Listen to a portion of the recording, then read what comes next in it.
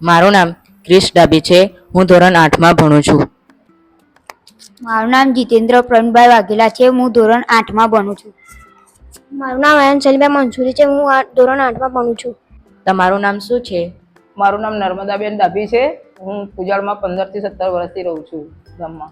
તમારી ઉંમર શું હશે? 50-52. તમે આ ગામમાં કેટલા વર્ષથી રહો છો? 17 વર્ષ. પહેલાના સમયમાં પાણીની શી વ્યવસ્થા હતી? પહેલાના સમયમાં પાણીની વ્યવસ્થા તો એવી હતી ને કે બધા બહારથી જ ભરી લાવતા હતા. પાણીનું પ્રેશર જ ઓછું હતું. તો પાણી ભરવા માટે ક્યાં જતા હતા? પાણી ભરવા માટે ઘરે ડંકે લાઈન તો હતી પણ એકદમ નીચે હતી ને તો પાણીનું પ્રેશર જ નતું હોતું. તો અમુક સમય મોટર લગાવતા હતા, કાં તો હેડપંપ લગાવીએ ને તો પછી ઊંડો ખાડો કરીએ તો એ પાણી તો આવતું જ નતું. પછી આજુબાજુમાંથી ભરી લાવતા હતા. પહેલાના સમયમાં પાણીનો સંગ્રહ કરવાની શી વ્યવસ્થા હતી? બસ આવું પીપળા ભરી રાખતા હતા. ટાંકીઓ તો હતી નહીં, ડ્રમ ભરી રાખતા હતા. હાલમાં પાણીની શી વ્યવસ્થા છે? અત્યારે તો પાણીની વ્યવસ્થા સારી છે. જોકે પહેલા તો નહોતું જ આવતું. અત્યારે તો પાઇપલાઇન નાખી નવી, એટલે પ્રેશર બી સારું આવે છે ને સવારે 6 થી 9, 8:30 સુધી આવશે ને સાંજે બી 4:30 થી 5:30 વાગ્યા સુધી આવે. અત્યારે પ્રેશર સારું આવે. અત્યારે પાણી ભરવા માટે દૂર જવું પડે છે તો પાણી ઘરે આવે છે? ઘરે પાણી ઇન્ડિવિજ્યુઅલ ઘરે આપી દીધું. અત્યારે પાણીનો વપરાશ વધુ કરો છો કે પહેલાના સમયમાં?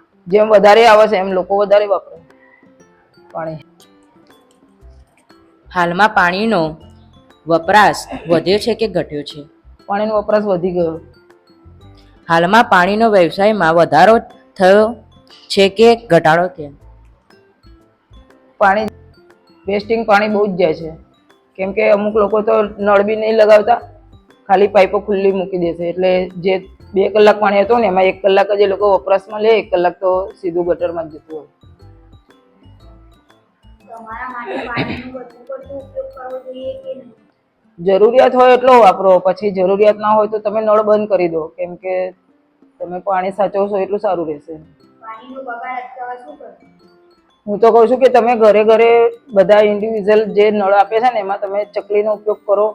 પાણી જેટલું જરૂરિયાત હોય એટલું વાપરો, અને ના જરૂરિયાત હોય તો નળ બંધ કરી દો. તો એનાથી થોડું પાણીની બચત થશે.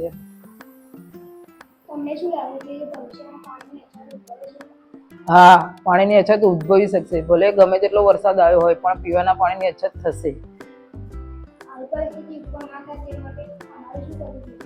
તમારે પાણી બચાવવું જોઈએ. જે પાણીનો વ્યય થાય છે એ ના થવો જોઈએ. અને એના માટે બધાએ જાગૃત થવું પડશે. એવું તમારા બાળકો ઉપર નહીં, ગામના લોકોએ પણ જાગૃત થવું પડશે કે આપણે પાણી બચાવીએ. તમારા ઘરે એક દિવસ પાણી ના આવે તો તમે શું કરો? એવી પરિસ્થિતિઓ તો જોકે થઈ નહીં. 1 દિવસ પાણી ના આવતું હોય તો એટલું તો થોડું હોય કે પીવા જેવું થઈ જાય. પણ એમ કે 2 દિવસ ના આવે તો તકલીફ થાય. 1 દિવસમાં તો પ્રોબ્લેમ નહીં થતી. 1 દિવસ પીવા જેટલું તો ભરી જ રાખીએ.